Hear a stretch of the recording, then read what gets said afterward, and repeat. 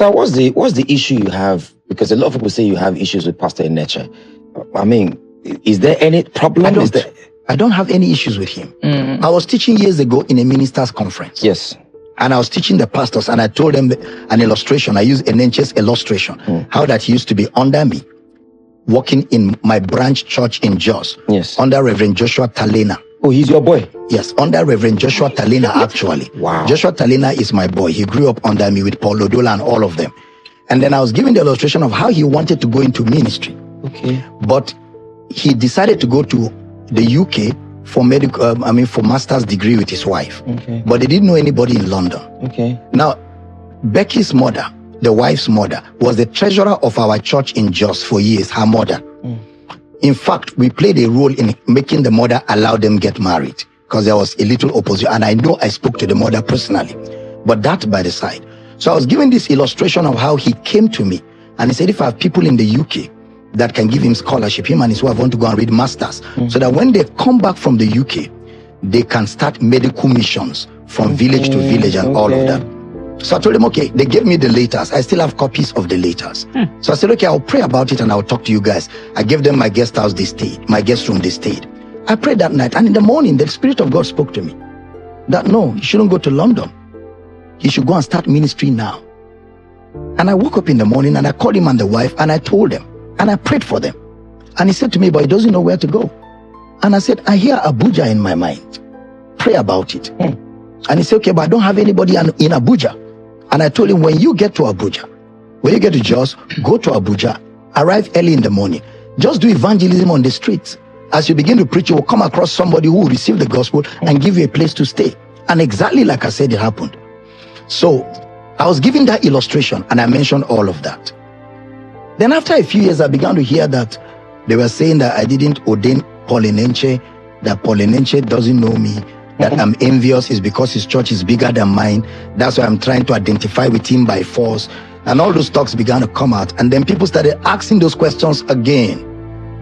And I said, I have nothing to benefit in saying I used to know Paul Enenche. I ordained him in February 1996 in Uyo Power City on the 7th. Oh, wow. 7th February 1996. The guest speaker that preached that day before I ordained him is Archbishop Isaac Idahosa.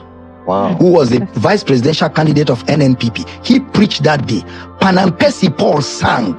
Wow. With his team. Aide was there, Tom Moses was there. They sang before I ordained him. So it was not done at the back. It was done right in front of people. There are members in my church today who were there when it happened. Lawyers, doctors, they were all there on that day in February 1996. And then he went to Abuja and started the church. And when the church was to move into Sheraton, because they had a guy called Adamu who received Enenche, gave him a place to stay in Abuja. His name is Adamu. And this Adamu of a guy sponsored for them to move into Sheraton because the parlor they were using was no more enough. So when they moved into Sheraton and got the smallest room in Sheraton that takes 80 people, he called me to come and preach. I went to Mina to preach for somebody. I had to come back to Abuja to come and preach for him. And on my way, I took Archbishop John Praise and Bishop Jonas Katung. They are ministers, they are still alive. They came with me and I preached for him in that 18 people service.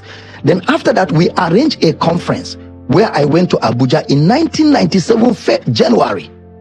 And I preached. And after the preaching, Archbishop Idahosa was with me. Archbishop started telling them, all of you need to come to Uyo for Power Word Convention in February. Because then all the people that submit to me spiritually, when I'm doing my convention, they come from all with their church members to attend. You understand? So when they began to say that I didn't ordain him and all kinds of things began to fly, I just went to my archives and I pulled out the first video and I threw it out. Videos don't lie. And I have others, but I didn't want to get to that level. Did he say you did or he said you didn't? He has not said I did or I didn't. But his friend Ibiyeomie in Port Harcourt said I lied, I'm a thief. They say I'm a rat. That rats don't give birth to giants. And so last Sunday I said to them, and they forget that it's a small David with stone that killed the giant Goliath. I have nothing to benefit from that story other than putting the record straight. What's the issue with Ibiyeomie that you have? Because for him to have replied like that, it seems he's really angry at you. Maybe the tithe, the transactionary gospel.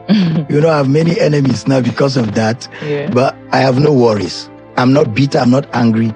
I just need to put the record straight so everybody will see what is there and what is not there. Do you think they are angry, Ibiyeomie and the rest of them, much respect to him, and plenty other pastors? Do you think that most of them that are visibly angry and it's coming out on social media, which everybody's saying, do you think they are angry because they think you are spoiling the gospel, because they believe that, oh, how can he be fighting When the I was body of preaching Christ? that gospel, that I was a master in that gospel.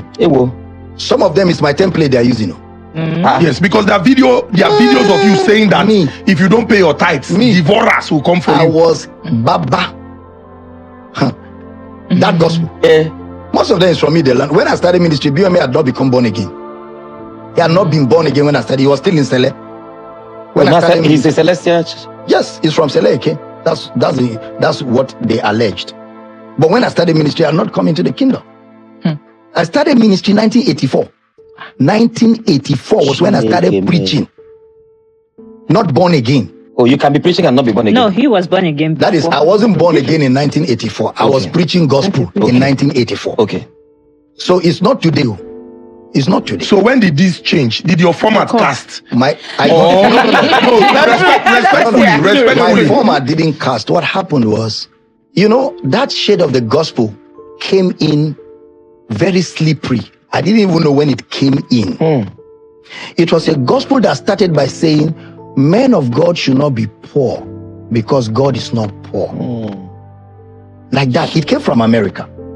And it started making sense. And then we started seeing some men of God raising money and living better. So we also wanted to live better. So we bought their ideology and we improved on it. And it worked for a period for me. I was all over the world. They were inviting me everywhere. I was the darling of all of them.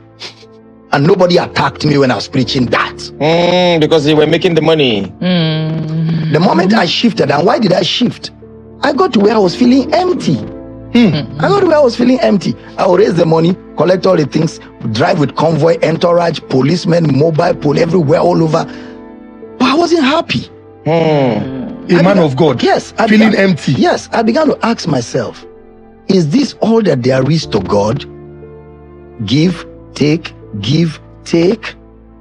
I told my wife it doesn't make sense anymore.